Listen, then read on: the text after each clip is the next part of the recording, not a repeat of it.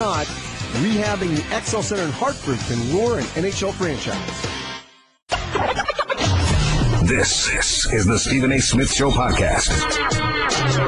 I'm Stephen A. Good afternoon, everybody. Welcome to the latest edition of the Stephen A. Smith Show, coming at you as I love to do every weekday on 98.7 FM, ESPN New York, 710 ESPN LA, and of course nationwide on ESPN Radio, Sirius XM, Channel 80. The number to call up as always is 866-729-ESPN. That's 866-729-3776. Boatload of information, boatload of news items coming your way this afternoon, this morning if you're out west. Obviously, the Charles Oakley, New York Knicks saga with chairman and owner James Dolan seems to be coming to an end. Whether Oakley wants to admit that or not, that's basically the situation. We'll be talking about that. We've got some NBA trade news to talk about because Serge Ibaka getting traded from the Orlando Magic to the Toronto Raptors is very, very interesting news within the Eastern Conference. We will definitely talk about that. Earvin Magic Johnson, an advisor with the Los Angeles Lakers, is in pursuit of president of basketball operations for the Los Angeles Lakers. If Jeannie Buss is so inclined to give him that role, there needs to be one voice, as Magic Johnson told myself and Max Kellerman and Molly Curran on First Take this morning, which airs on ESPN every weekday morning from 10 a.m. to 12 noon Eastern Standard Time. We'll be talking about that, along with the fact that he will seek the services. In fact, his first call will be to Kobe Bryant with a simple question: what role do you want to play? We will talk about that a little bit later on in the show. First order of business, however, is news, not breaking news because it happened approximately 2 hours ago, but it is news nevertheless. Arthroscopic surgery on the left knee of one Kevin Love took place this morning. He is scheduled to miss 6 weeks. The question remains two parts. A, how much of a devastating blow is that to the title hopes of the Cleveland Cavaliers? That would be point number one. Question number two: was there more truth to those rumors a couple of weeks back about Carmelo Anthony and the Cleveland Cavaliers and LeBron James wanting Carmelo? Was there more truth to that than the Cleveland Cavaliers let on? I am here to tell you yes and no. No, from the perspective that LeBron James didn't go up to the front office and say, damn it, get Melo at all costs, even if it means getting rid of Kevin Love.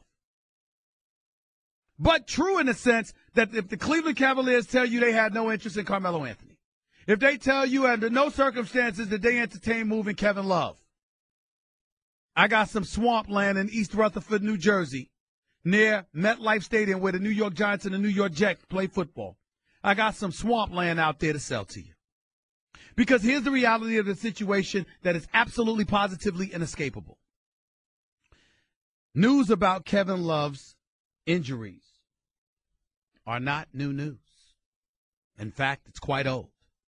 In fact, quite frankly, when it comes to Kevin Love, whether it was his back or whether it was his knee, the fact is it has been put out there a long, long time ago, as I have reported on a multitude of occasions. Kevin Love can play. Kevin Love is no scrub. Kevin Love is actually a very good guy and a damn good locker room guy as well. He's a good teammate, if not a great one. And when you look at what he brings to the table, why wouldn't you want him on your squad? He can shoot. He can rebound. He certainly can pass.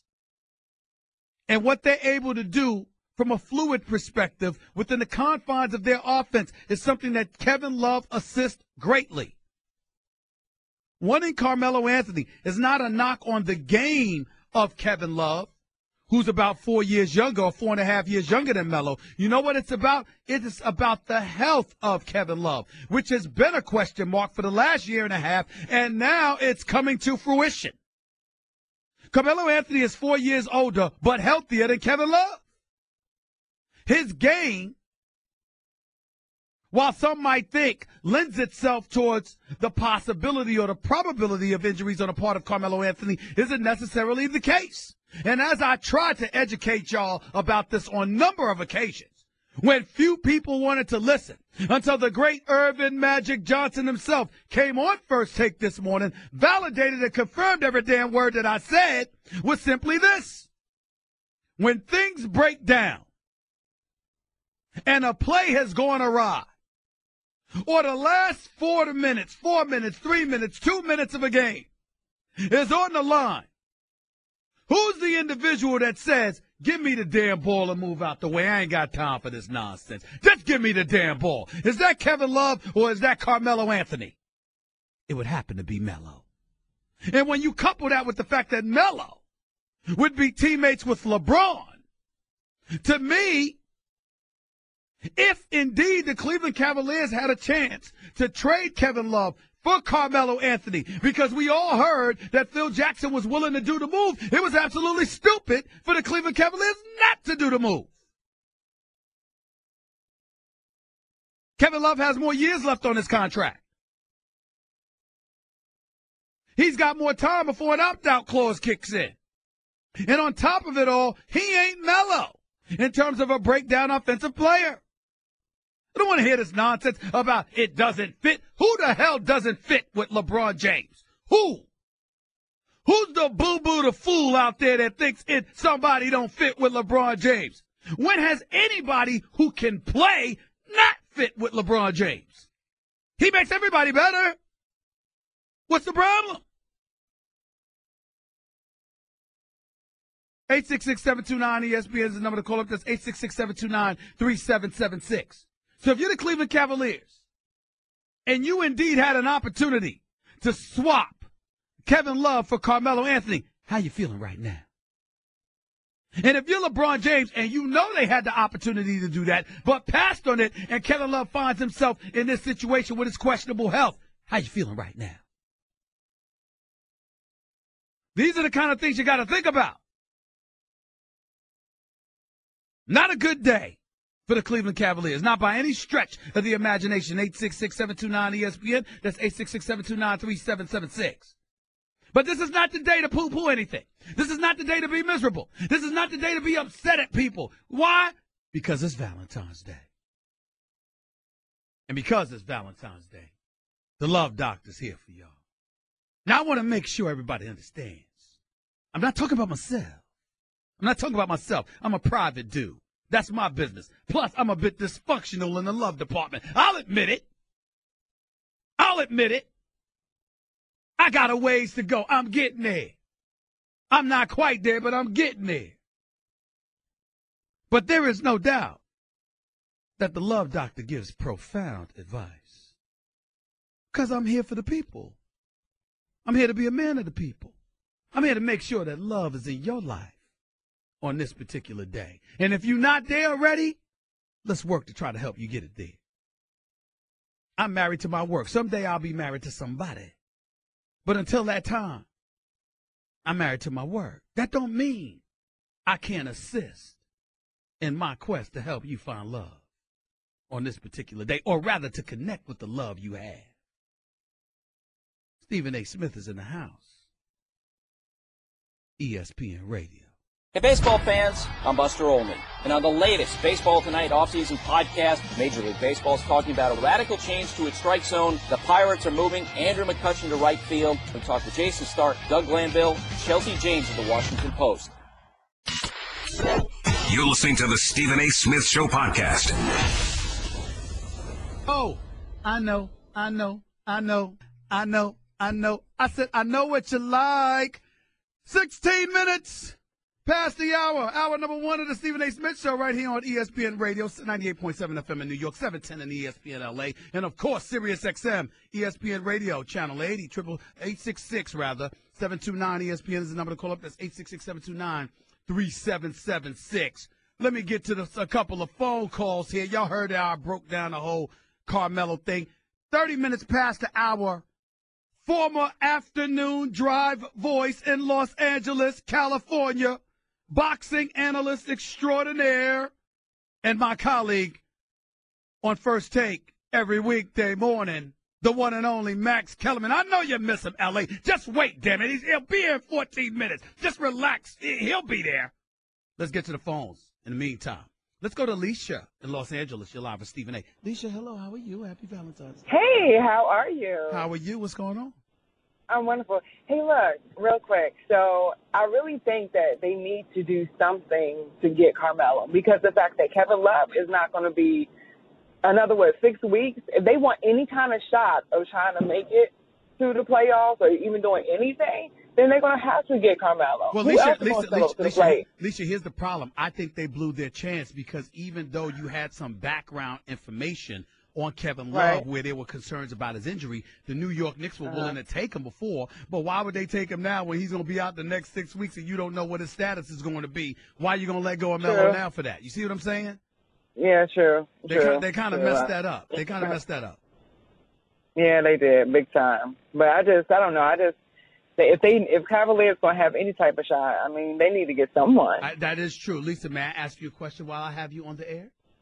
Of course you can. Your Valentine's Day. Is somebody taking care of you for Valentine's Day? You know what, Stephen A., I do not have a Valentine. It is Singles Awareness Day for me. You know what? It's coming. It's coming. I promise you. It's all good. I promise you. Just because you called up to this show, good luck is coming your way. I promise you that. I promise you. All right. My boy Ryan Clark, the Super Bowl champion with the Steelers, stuff like that, he was walking by just a minute ago looking all sharp. He usually don't dress that well, but it's Valentine's Day, so he about to run home to the wife. That's what that's about. That's what that's about. Look, he be just good on first day because I be watching you every morning. Ryan Clark has improved. I have worked with him. I've tried to upgrade his wardrobe just a touch. He does take my advice from time to time, Alicia. Sometimes he backslides. I'm still working with him. And you be dressing good, too, so I have to say. That's funny. I appreciate it, Alicia. Thank you so much for the call. Let's go to Ken in Louisville. You're live with Stephen A. on ESPN Radio. What's up, Kenny? Hey, Stephen A. Love the show, brother. I appreciate it, man. Thank you. Go ahead. Hey, now I'm just hearing about that Ibaka trade to Toronto. That's bad news for a lot of teams. Ibaka going from Orlando to Toronto with DeMar DeRozan and Kyle Lowry and Valanciunas and Patterson and those boys. See, I don't think Cleveland has much of a reason to be worried, even though without Love it could be tough for them. I'll tell you who has a reason to worry. Everybody else in the East. That would be Boston. That would be Washington. That would be Atlanta. Sir. They have reason to be concerned right now. No, I'm from Louisville. I've been in Washington for about 16 weeks, and this whole Nova area has a great fan base, and I've gone to a lot of the games, even when they were bad early on. But now my thing is, let me ask you if you think this would be a good idea.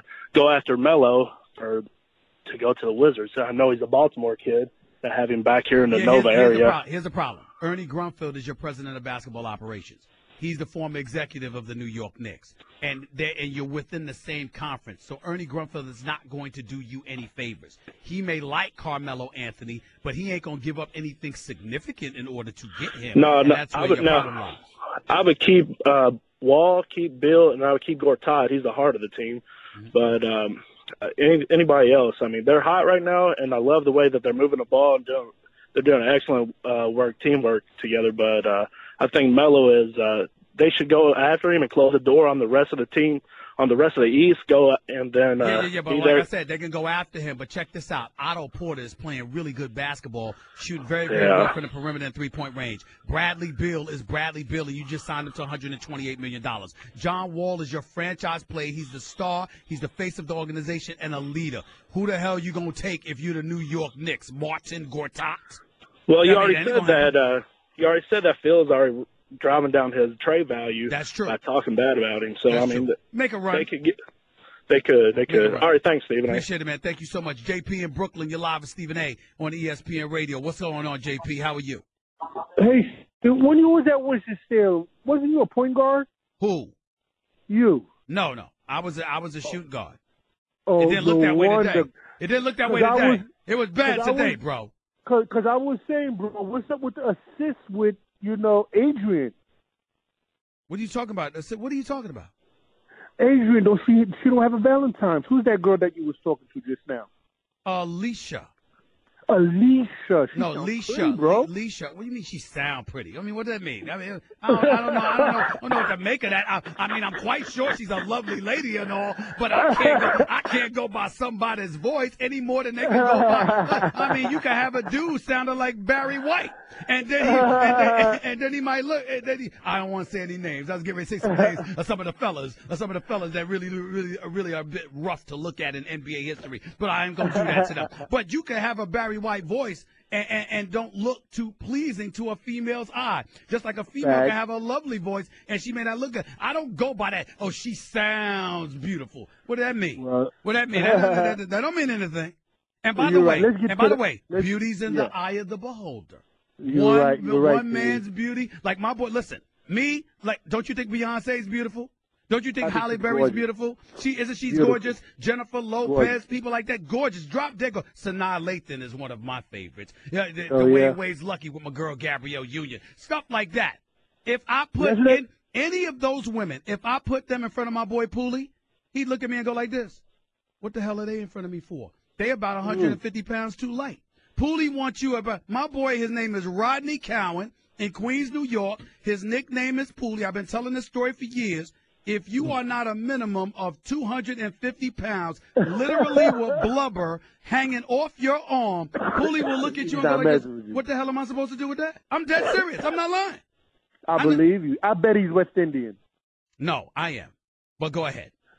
Pooley. Okay. Listen, let's talk about what I called about. Look, I think Magic Johnson has the right idea.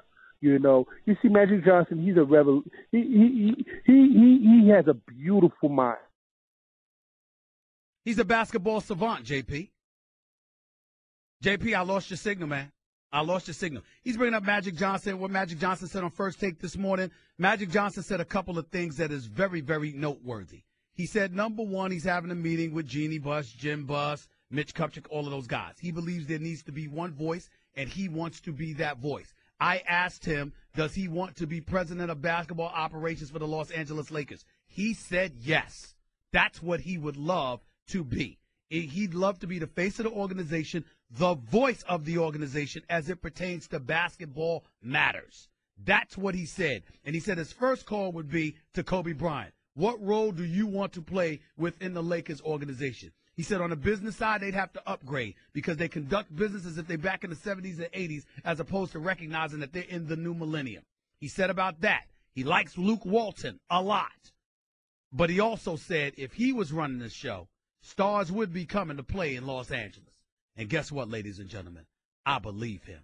866-729 ESPN is the number to call up. That's 866-729-3776. Up next, we're going to touch on this subject a little bit more, but we also will get into boxing because I got some news for you about Floyd Money Mayweather and Conor McGregor. I ran into Floyd Money Mayweather in OKC for the game Saturday night against the Golden State Warriors.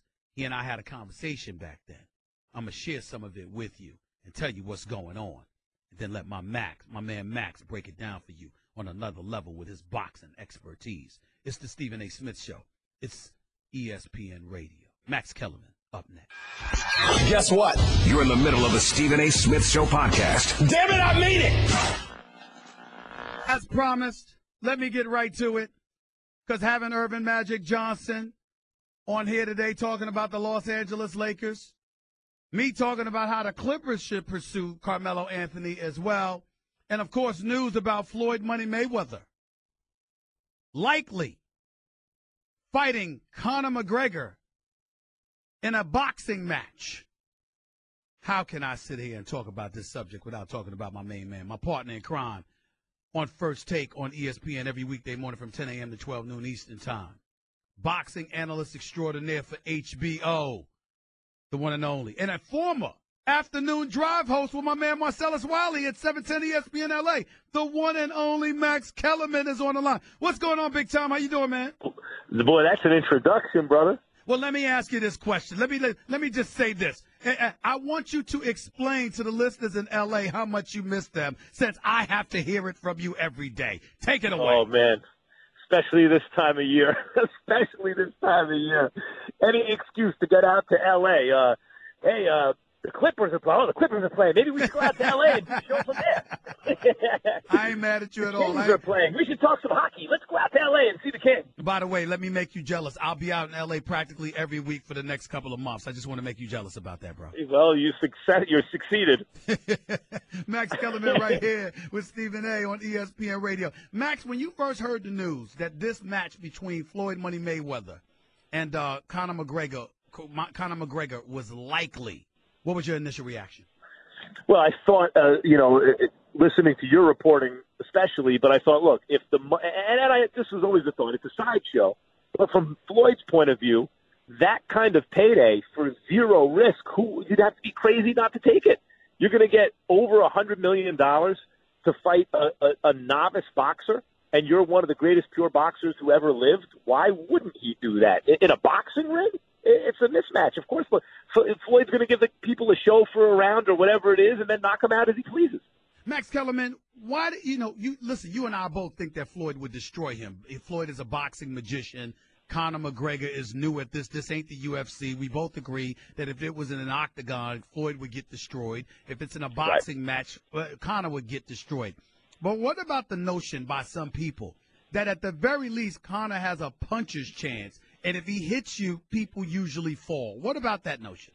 No, it's for those people don't understand the levels to the fight game, to the boxing game. They just see guys throwing punches, and they think it's just guys throwing punches. That would be like saying, well, LeBron's a big, strong guy. He's got good hands. Why don't you throw him out there in the Super Bowl at wideout, see how he does? Well, guess what? He's not going to do very well. You just trot him out on the biggest stage in the NFL.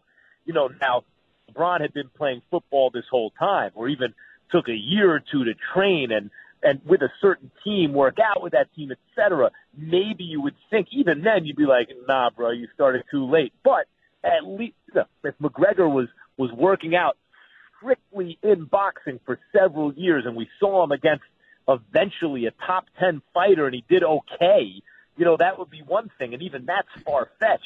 But you're just going to pluck him out of MMA and say, here, fight Floyd Mayweather. There's no punchers.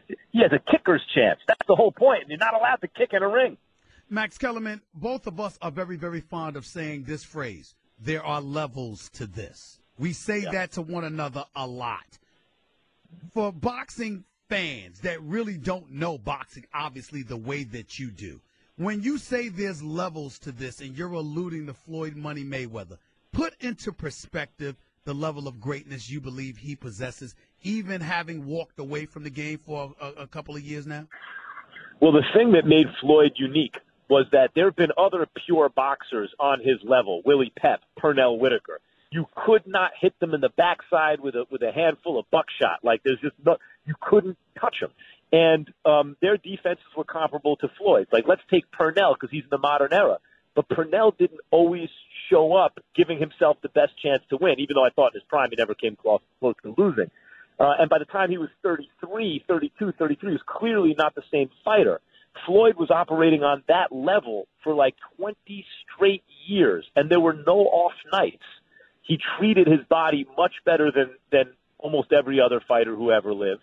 He had no off nights because he took every opponent seriously. Was he careful in terms of his selection at times? No doubt. He knew when to fight who. But especially at junior lightweight and lightweight, he fought whoever, and no one, except for Jose Luis Castillo, no one ever came close to beating him. I mentioned Pernell and Pep as pure boxers. He's in that class all time, and did it on a high level, like as the pound-for-pound best fighter in the world for almost a decade. He was considered the best fighter in the world pound-for-pound for, 7, 8, 9, 10 years? It's not unprecedented, but there are only a couple who've done it. Max Kellerman right here with Stephen A. on ESPN Radio, the voice of HBO on boxing, along with the great Jim Lampley. He's right here with yours truly. Max, Floyd is about his money. Floyd wouldn't be involved in this fight unless there was mega money. He always told me minimum 9 figures, meaning in excess of $100 million. Do you think that Floyd has the potential to make as much, if not more money in this fight with McGregor, assuming it's signed off on, than he made fighting Manny Pacquiao? At first I would think, no way, come on. But then, if you can actually look, if Floyd and McGregor believe that there's 3 million, forget about 4 or 5 million, even 3 million plus pay-per-view buys, you got to start looking at the economics for Floyd if they charge $100 a buy. Even if it's only a curiosity. That's pay-per-view alone, domestic $300 million. And unlike Pacquiao, this is what made the UFC blow as much as anything. They've controlled labor costs. So you don't have to pay McGregor, essentially, what you had to pay Pacquiao. And Floyd, with Al Heyman, has successfully leveraged his box office success and his ring success into a situation where he's always basically the lead promoter. Whether or not he has a promoter's license or whatever, but Mayweather Productions basically is the lead promoter in every fight and essentially gets to pay the other guy. And when you can keep the other guy's salary lower than you would a fighter, a boxer of similar fame, because McGregor's extremely famous, yeah, you get to keep more of the money. And if they believe they can do over 3 million pay-per-view buys, and I'm skeptical of that, but if they have good reason to believe it, he might wind up making more for McGregor than Pacquiao. Now, Max Kellerman, you love the sport of boxing. You're an expert on the sport of boxing. But the game itself means so much to you.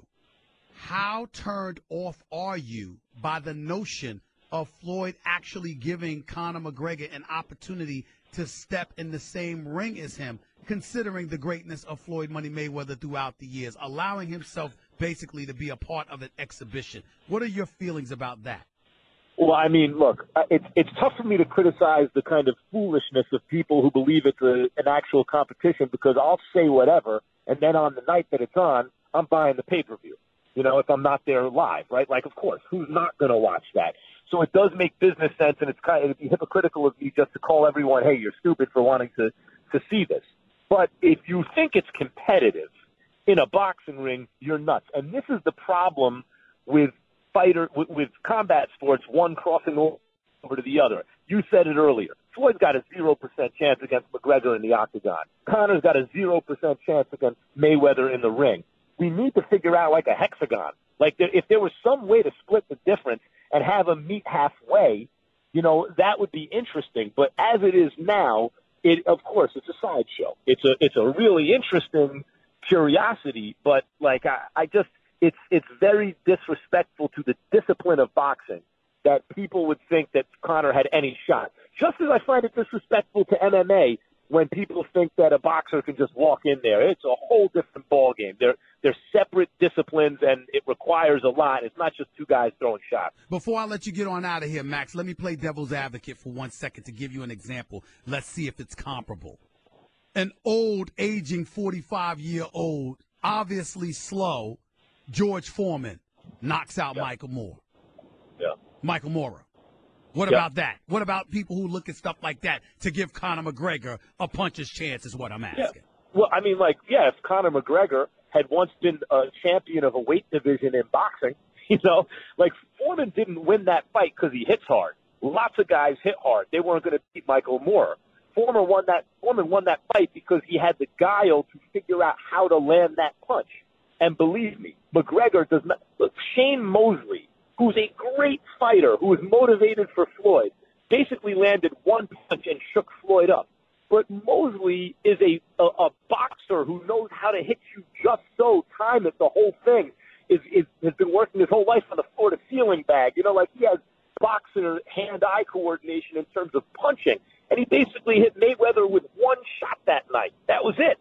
So that's Sugar Shane Mosley, future Hall of Famer, a guy who's never even been 10 rounds against a top 10 contender, just doesn't have a shot to land that punch. Foreman landed the punch against Moorer because he was a decorated amateur, an Olympic gold medalist, a former heavyweight champion of the world who by that time had 50, 60 fights before he fought, maybe 70 fights before he fought Michael Moorer. That's why the punch landed. Max Kellerman, before I let you get on out of here, let me transition to Magic Johnson. You heard what Magic Johnson had to say to us this morning on First Take. What were your thoughts about Magic Johnson wanting to be the president of basketball operations and the voice for the Los Angeles Lakers, and his obvious willingness, the first call would be to Kobe Bryant. Your thoughts about that as the former afternoon drive host right here on 710 ESPN LA?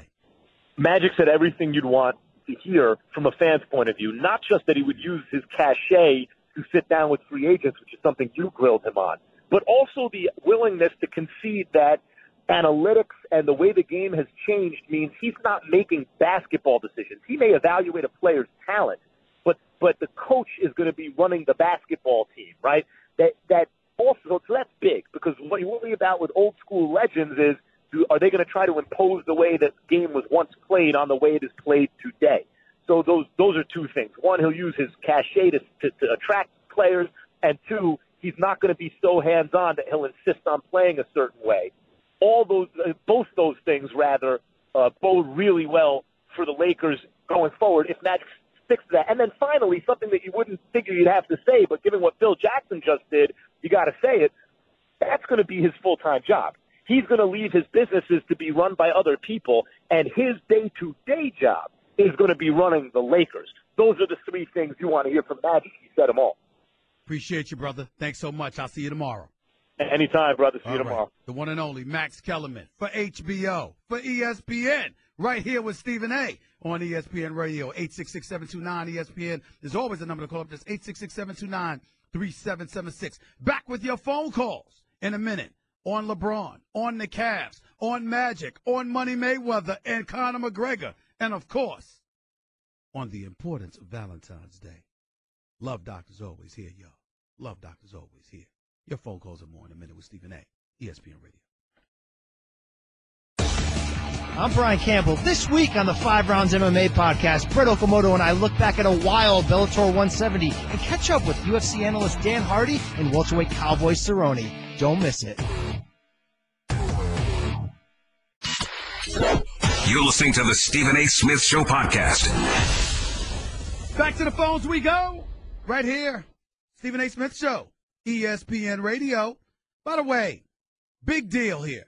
Serge Ibaka was traded from the Orlando Magic this morning to the Toronto Raptors for Terrence Ross and a pick. And let me tell y'all something.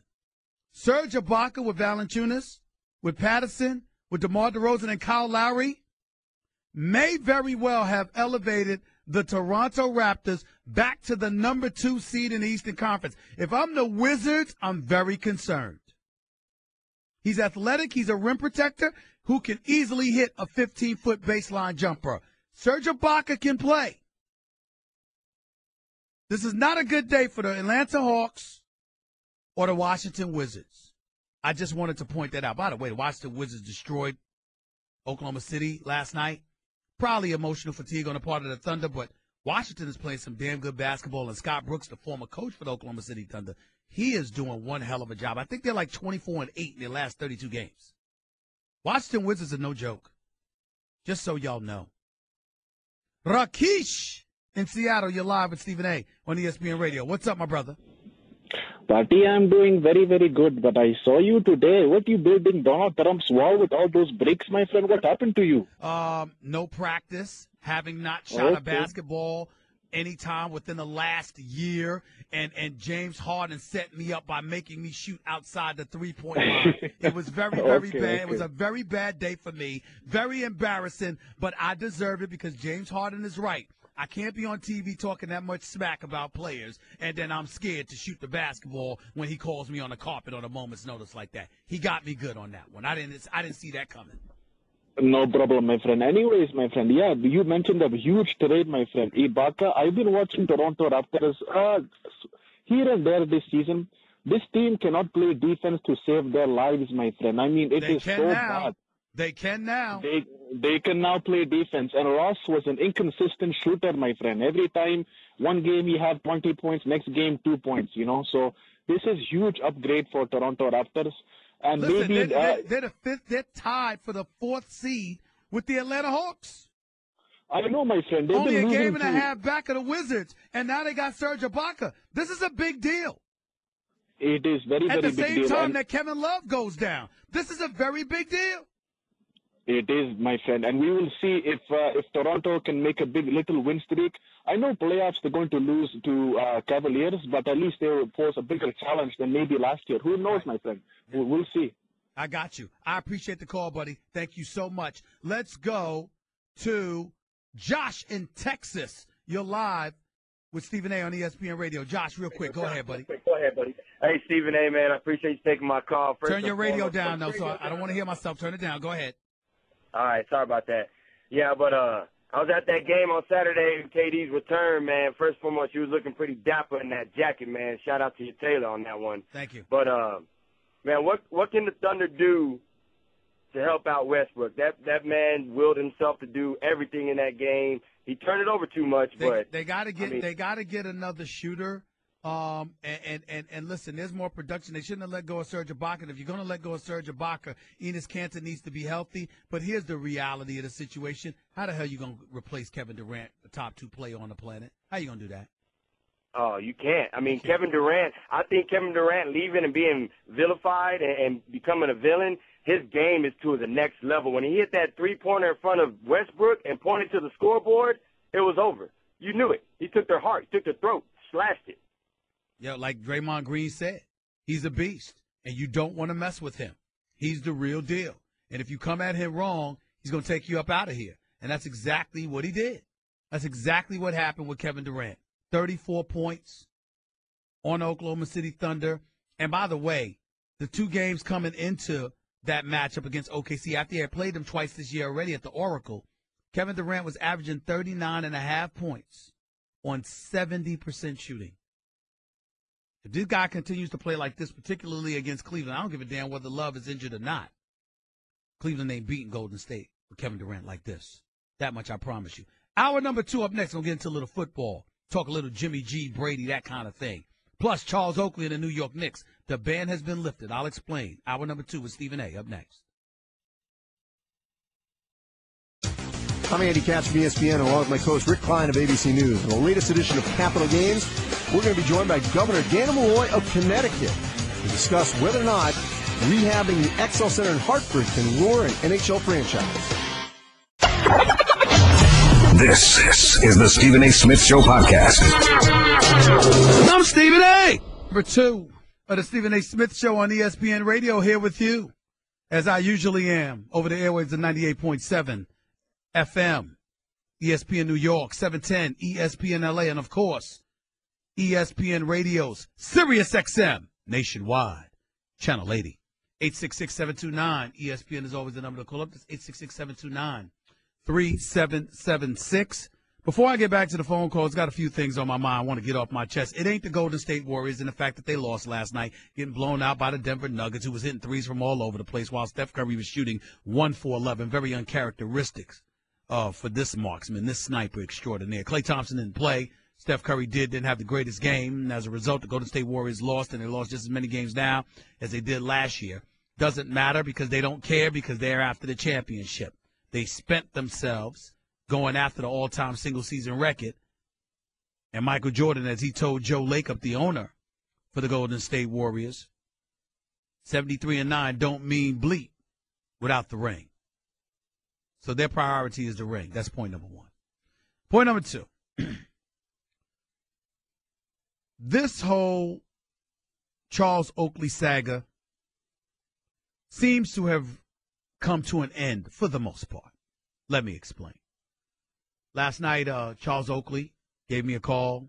We spoke. He sat down with James Dolan in the presence of Adam Silver, with Michael Jordan on the phone. No lawyers, no legal representation, nothing like that. Because the truth of the matter is the New York Knicks are in possession of a tape that supposedly incriminates Charles Oakley enough to a degree that it wouldn't be a clear-cut situation.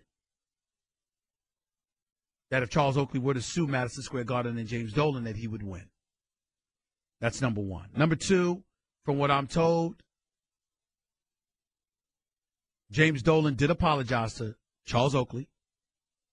Charles Oakley did apologize to James Dolan for his behavior in public view and what have you. James Dolan and Charles Oakley had never spoken. They'd never had a conversation, ever, until yesterday. Whether that's an indictment against James Dolan or not is for other people to decide. Do I think it is? Yes, because James Dolan has a relationship with a bevy of players. Somebody as known, as well-known, and as lovable as Charles Oakley is to the New York fan base certainly should have met James Dolan and had conversations with James Dolan by now. Having said all of that, Charles Oakley was very upset that the league office released a statement on the meeting because he felt it gave the impression that things had been resolved and a resolution had been reached when that is not the case. The sources I spoke to confirm that is not the case. And I read the letter from Adam Silver, the commissioner, and it clearly wasn't the case. He didn't indicate that there was a resolution. He acknowledged that the parties had met and that we're looking out for the best interest of the league, and it's not good for anybody to have this kind of public spat going on.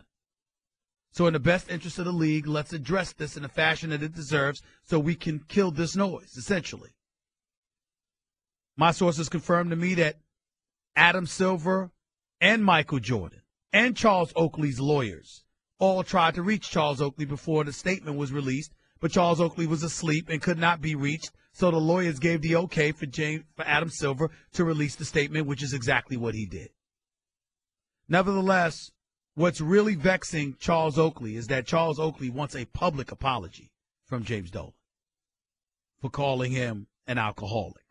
James Dolan and the Knicks are saying, we didn't call him an alcoholic. We said it appears he needs help. He may have a problem. Could be an alcoholic. We don't know. But we didn't definitively say anything. So the chances of Charles Oakley getting a public apology from James Dolan might be slim to none in terms of chances.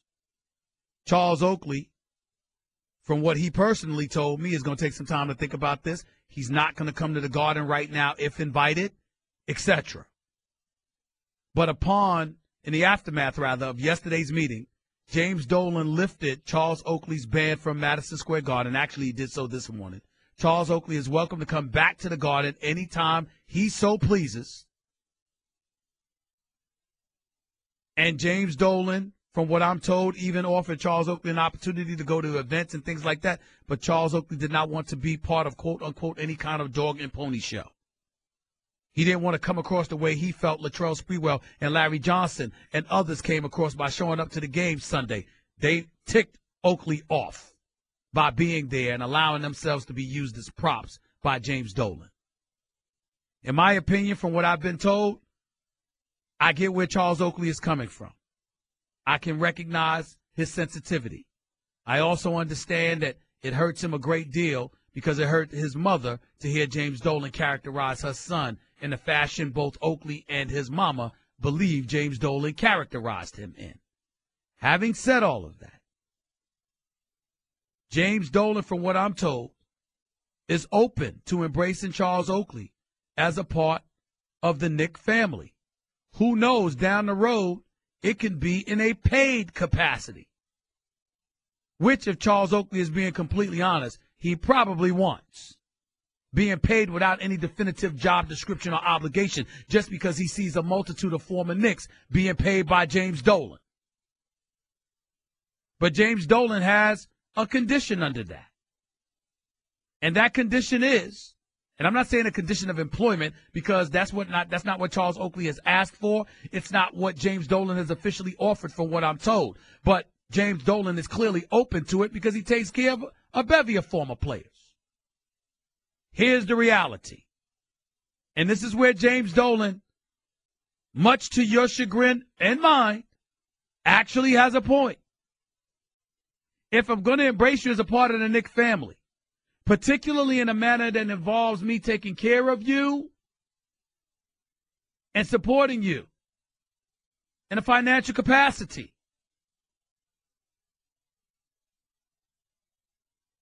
you can't be going into the papers and insulting him. That's what James Dolan is saying.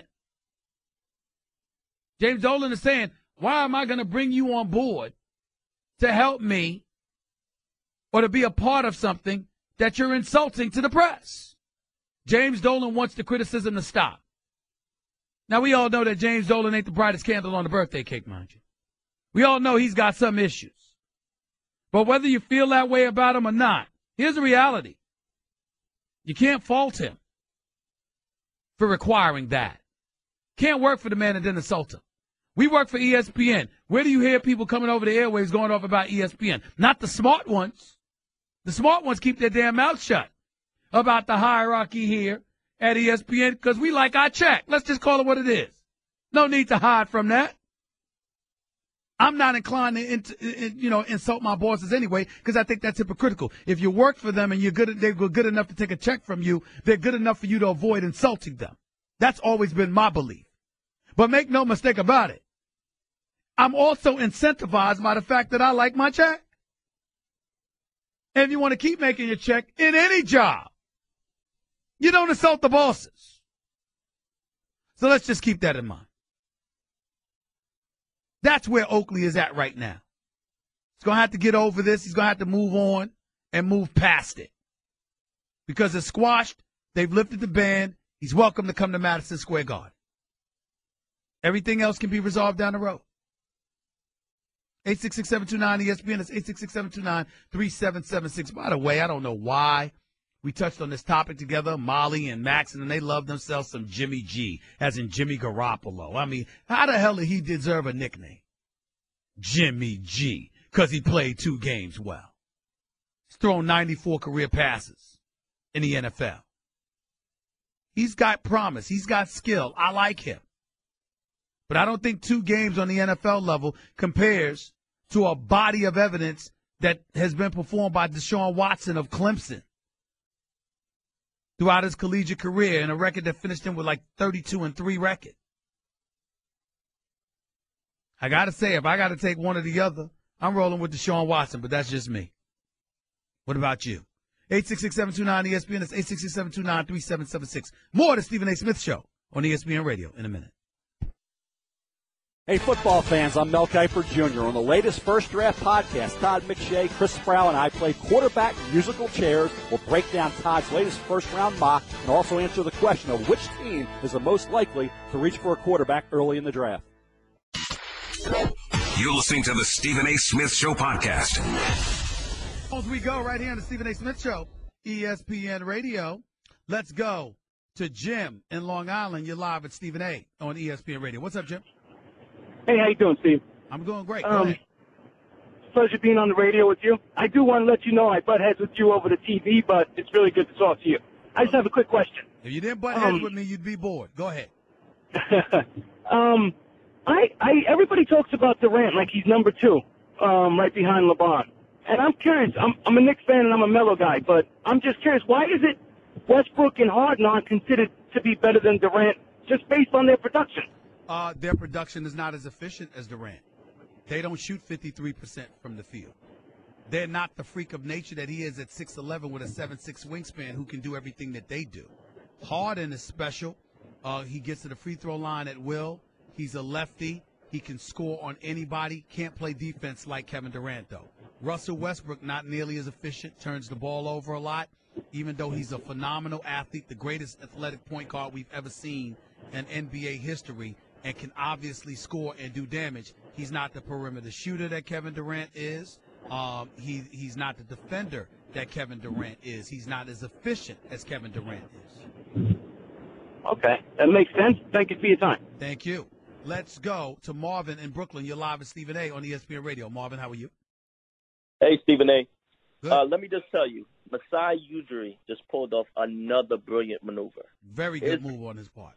Of course. It just almost seems like dating back to the time he fleeced Grunwald by giving up Novak and a first-rounder for I'm disgusted to say, Bargani. The Raptors have just been on the upside of things, clearly, by winning the Atlantic Division, and the Knicks have still been on a downward spiral to this day.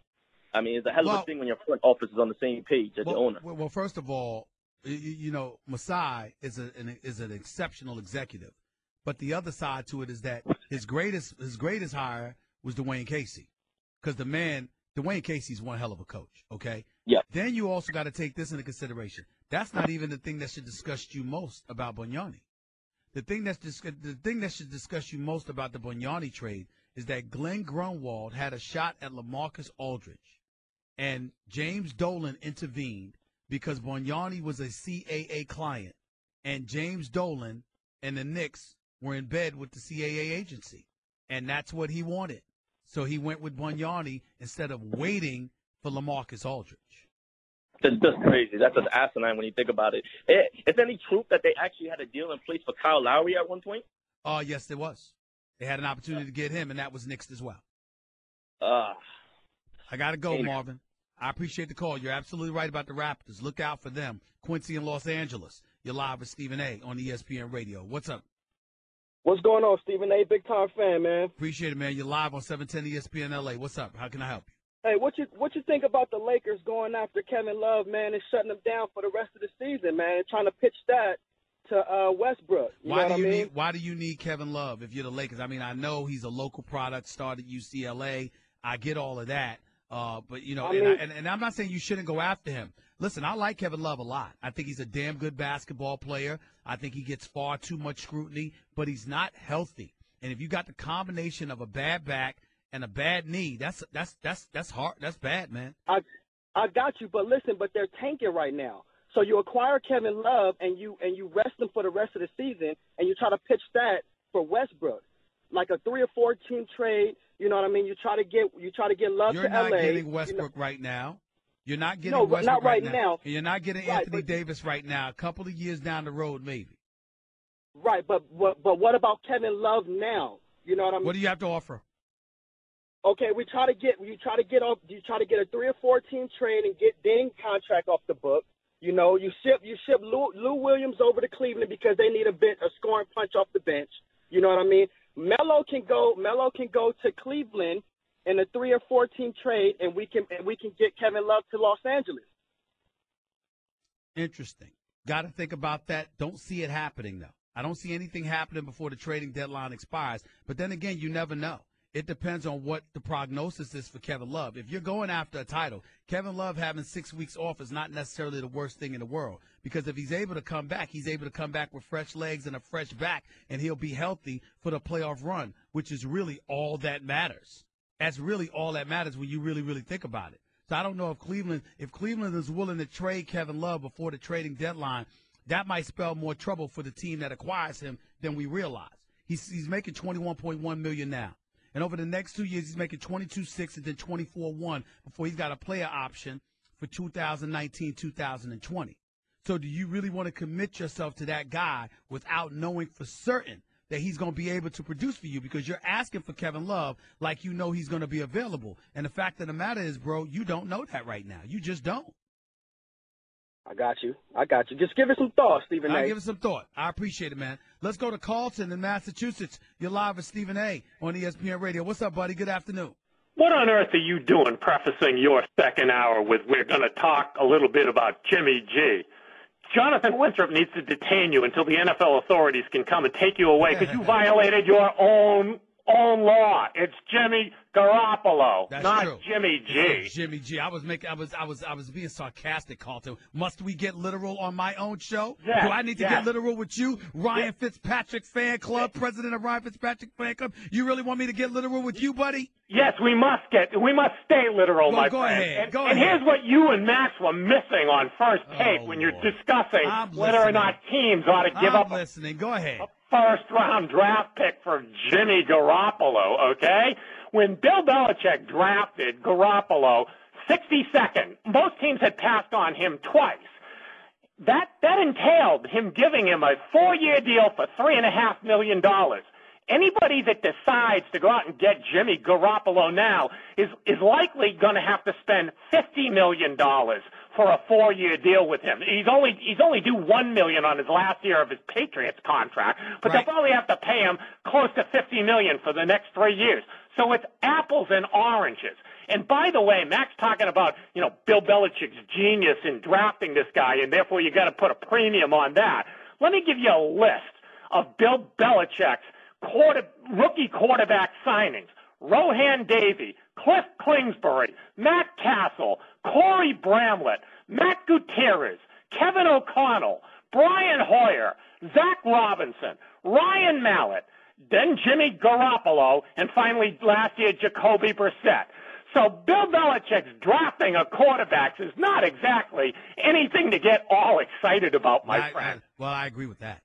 I don't disagree with you there. I think Yeah. that he drafts people that are perfect for his system, but not people that can transition and go anywhere. Like, for example, if you had to spend a first round on somebody right now, Carlton, who would it be? Deshaun Watson out of Clemson or Jimmy Garoppolo? Wouldn't even be a conversation. It's obviously Deshaun Watson. It's not even close.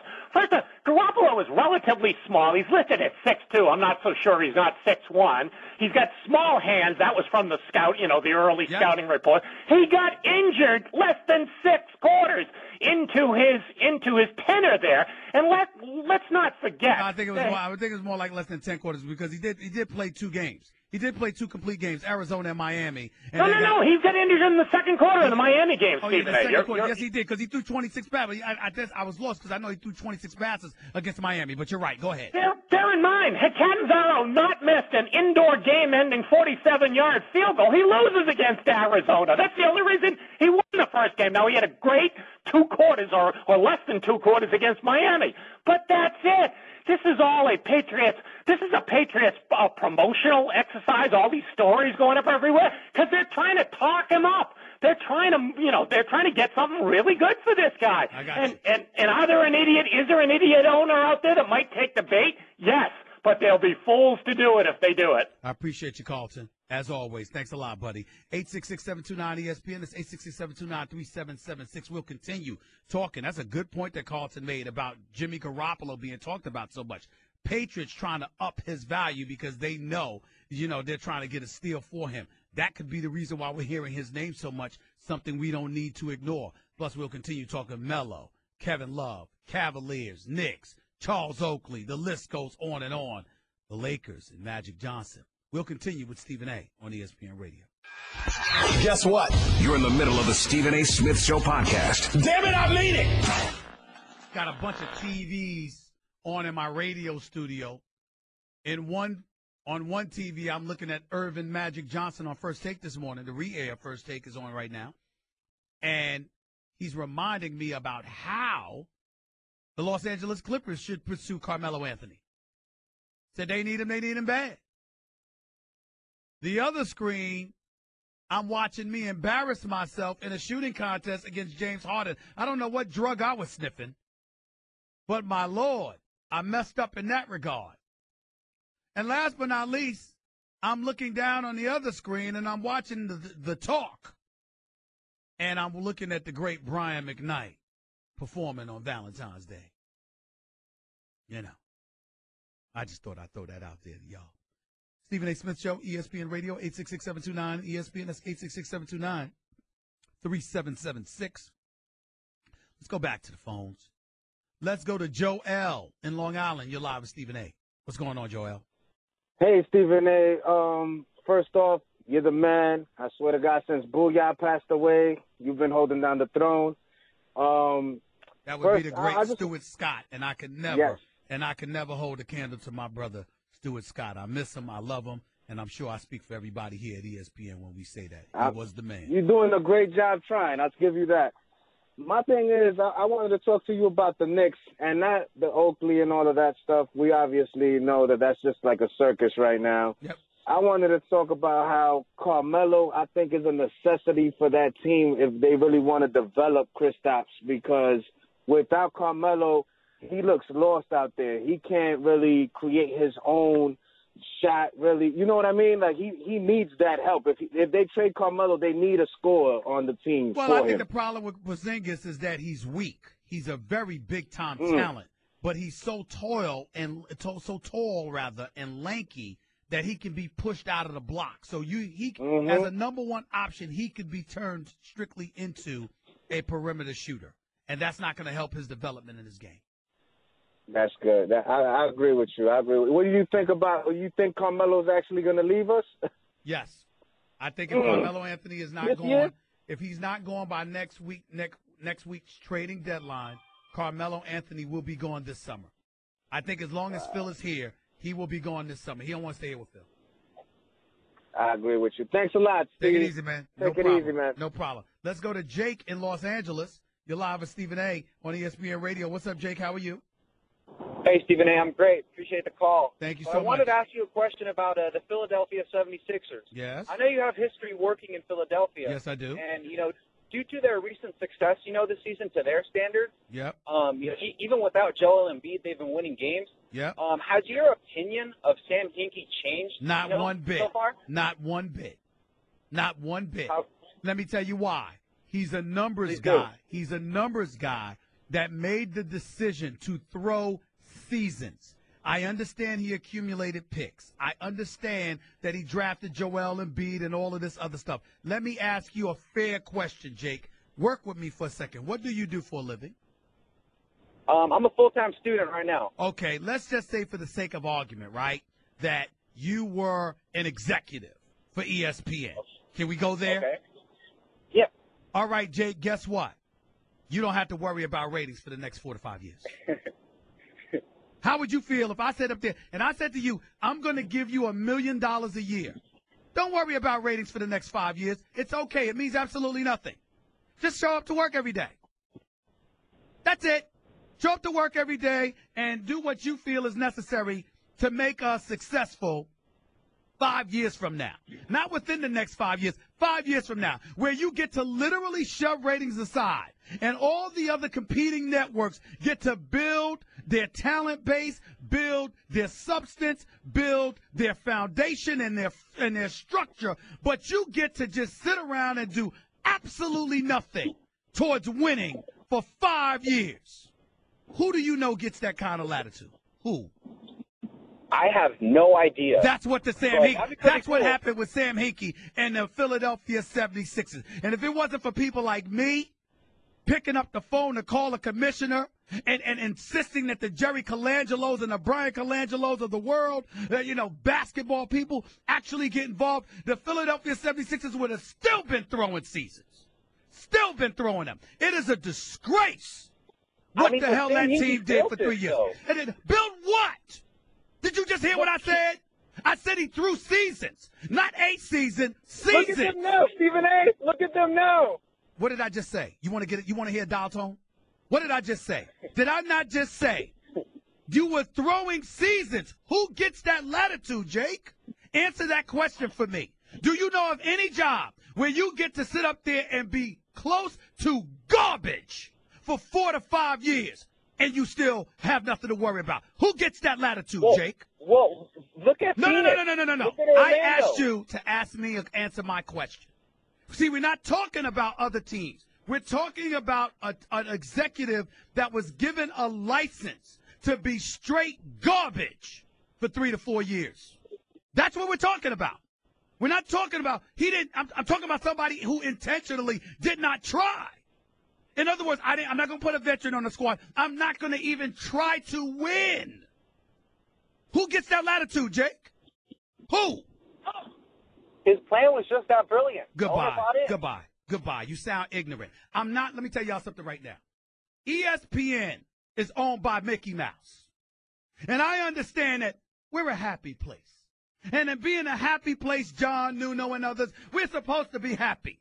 And we're supposed to sit up there and not be cantankerous, not be belligerent in any way, whatever. Well, you know what? Damn that. You better call another show with that nonsense. I will not sit here and allow one person in the United States of America, I will not allow one person anywhere in this world who pretends to know a damn thing about basketball to call up to this radio show and act like it's okay what Sam Hinkie and the Philadelphia 76ers were doing at that time. It may not have been his fault because he may have had that latitude from ownership and all of that stuff. I respect that. But what I don't respect is what the Philadelphia 76ers did to the fan base for 3+ years. I am not playing that game. Who the hell gets to throw seasons? After Doug Collins left, 2012-2013, the Philadelphia 76ers went 19-63, 18-64, and then 10-72. And damn it, that was by accident. They were hoping to be worse. Greg Popovich, a mentor to Brett Brown, went on national television. This is Greg Popovich, y'all. And Nuno, if you can find that sound for me, find it. This is Greg Popovich a couple of years ago, literally speaking to the press and apologizing for the San Antonio Spurs stomping the Philadelphia 76ers and talking about how it is a travesty. What are they supposed to do? They have no talent. It's a shame what they were doing to Brett Brown. Rick Carlisle, the president of the NBA Coaches Association, sat up there and said to me to my face inside the corridors of Madison Square Garden, it's a travesty what they were doing to Brett Brown. He cannot be judged as a coach because they set him up to fail because they were throwing Caesars on purpose. Pat Riley spoke about it too. You some fool named Jake calling me with your nonsensical drivel. I got Greg Popovich, Pat Riley, and Rick Carlisle. 3 champions as a coach who spoke on the record at the time about the travesty that the Philadelphia 76ers were. But you come to me with no damn trust the process. Y'all kick rocks. I don't want to hear it. Who the hell gets to throw seasons and still be celebrated? Must be out your damn mind. Go to break, Nuno.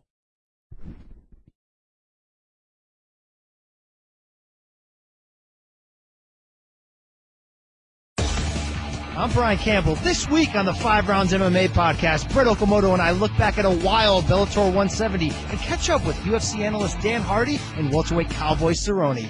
Don't miss it. You're listening to the Stephen A. Smith Show podcast. Andy girl, you are my world. I need your love each and every day. Obviously, I would not advise anybody to sing like that to their Valentine on Valentine's Day. Don't do that to yourself. Not if you're looking forward to a beautiful, beautiful evening.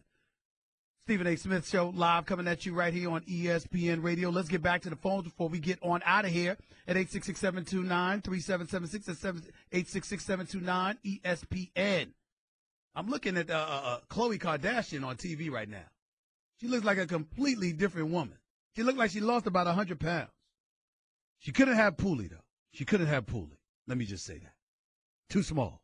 Let's go to Tom in Connecticut. You're live with Stephen A. on ESPN Radio. What's up, Tom? Hi, Stephen A. Thanks for taking the call. I have a Knicks Cavs question, but first wanted to compliment you on the balanced view. You have a lot of topics. Really appreciated what you had to say about the travel ban and everything. So kudos to you. Thank you. Go ahead. As a Cowboys fan, though, I also have a tough question coming on the Knicks. Shouldn't Phil, this is exactly the time he should try and go after getting Kevin Love. If he throws in a Brandon Jennings or a pick, he can make it happen. He has. Stop right there, Tom. Let me ask you this question. Why would you want Kevin Love if his health is questionable? Well, he's younger, and certainly I'd probably shut him down this year like the other caller said, but I would keep him, and you have him locked up for the longer term, and you give Melo, and you get some goodwill with the fans. The fans want to see Melo. Are you comfortable? Melo to get a championship. Are you comfortable with this team being built around Kevin Love and Kristaps Porzingis? Yeah, if they need, obviously they need one more guy, but Kevin Love allows them to do something for the future. They're not going to win this year anyway, so why not play for the future in the extra longer contract? That's fair. I just think that Kevin Love, he's not a breakdown baller the way Melo is, and I don't know if he helps Kristaps Porzingis that much in my opinion. But I do get your point. You do make some very valid points, man. Thank you so much for the call. I hear. Thank you. Let's go to Lorenzo in Los Angeles. You're live with Stephen A. on ESPN Radio. What's up, Lorenzo? Hey, how you doing? All right, turn your radio down so we don't hear an echo, please. Go ahead. Perfect. How you doing? I was thinking about what do you think about the Lakers making a trade involving D'Angelo Russell or Julius Randle to get a player like a DeMarcus Cousins, maybe a Paul George, or even a Greek Freak, maybe? So you think Milwaukee would give up the Greek Freak for D'Angelo Russell? And Julius Randle? Maybe. You really think so? Yeah, why not? A small market team with a star who's become an all-star, they're going to give him up in Milwaukee so they could bring D'Angelo Russell and Julius Randle. stars. That could be pretty good. Man, I'm going to give you one chance to call me back another day before I ban you from this show for idiocy. That's just an idiotic suggestion. There's no other way to slice that. You should be embarrassed calling from Los Angeles. You didn't represent basketball fans in Los Angeles to the degree that you should, because they know better than that. That's asinine. Eric in New Jersey, you're live with Stephen A. on ESPN Radio. What's up, Eric? Steven, what's up, man? You should put him on the blacklist right now, because the Greek Freak, that boy, he ain't getting traded for nobody right now. Exactly. With his, And he didn't even say a star. He said the Greek Freak for D'Angelo Russell and Julius Randle. Not gonna happen. I mean, Not just gonna happen. But let me get to my point. Go ahead. Let me get to my point really quick. You know, you covered Philly for a long time. Yes. We all know that. Yes, I did. Now, my question is, I've been trying to ask you this question for a couple weeks now. Why do I feel like what is the job of somebody who covers people in the locker room? Because I feel like they don't ask Melo the questions that they put in the newspaper. Like, they don't ask him, Melo, and I'm a Melo guy, but Melo, why did 5 people blow past by you tonight? Why were you sagging off on the weak side so much throughout the third quarter or the fourth quarter? They don't ask these questions. Is it because they're scared? Whoa. Wait a minute. The entire post-game interviews are not aired, so you don't know whether they ask him that question or not. That's number one. Number two, a lot of times when you're in the locker room, particularly in a big market like New York, there are an abundance of reporters covering the team. And what you don't want to do is ask the kind of questions that could create headlines where everybody ends up with the same headline. You would like to grab somebody privately or speak behind the scenes. So when you get a story, it's a story that belongs to you. As a beat writer, you know, for over a decade, which I was, you know, I broke stories because the things that I did was maneuvering in the dark. I would go and meet an Allen Iverson at 2 a.m, for example. I would go and meet with an executive or a coach for dinner. I would catch them on the road, out in a particular place. I would call friends and stuff like that. I would catch them or people privy to the information that they had when others were not around. That's what you do as a beat writer. So you can never go by just what you see in the locker room, because that's a poor indication of the reality. Steve, but I just want to talk about Philly a little bit. I don't want to get you fired up or anything like that. But let's say 5 years down the line, they win a couple chips. What is your reaction going to be? Because I'm going to watch My reaction is going to be the same. You do not have a license to throw seasons and throw a fan base under the bus for 3+ years, which is what they did. That is inexcusable. I don't give a damn what the results of it end up being. Nobody gets a license to be that inept for that long. They tanked seasons. It was a disgrace. Alan in Brooklyn, you're live with Stephen A. on ESPN Radio. Real quick, Alan, go ahead. Steve, thanks so much. You're a genius mind of sports now times. I tell you, I love your show. Thank you. I wanted to ask you, you know what, we talk about the Knicks. I'm a diehard Knicks fan.